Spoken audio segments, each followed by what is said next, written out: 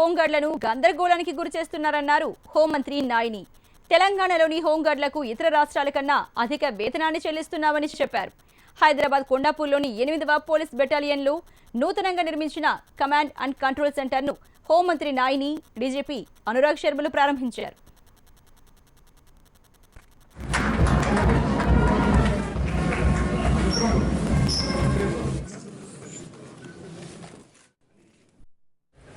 తెలంగాణ ప్రభుత్వం వచ్చిన తర్వాత ప్రభుత్వం పోలీస్ సిబ్బందికి వాళ్ళ వెల్ఫేర్ గురించి, వాళ్ళ ప్రోగ్రెస్ గురించి చాలా ముక్త హస్తంతో సాయం చేస్తారు.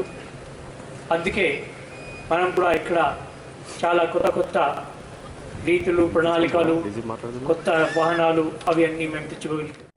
మన పోలీస్ డిపార్ట్మెంటు తెలంగాణ రాష్ట్రంలో నెంబర్ 1 భారతదేశంలో సాధించగలుగుతాం. మనం 2.5 సంవత్సరాలు అయిపోయింది, ఎక్కడ కూడా ఒక్క సింగిల్ ఇన్సిడెంట్ జరగకుండా మన పోలీస్ డిపార్ట్మెంట్ రాత్రి వాళ్ళు కష్టపడి ప్రజల మాన అన్ని చాలా తెలివి కలవాడు.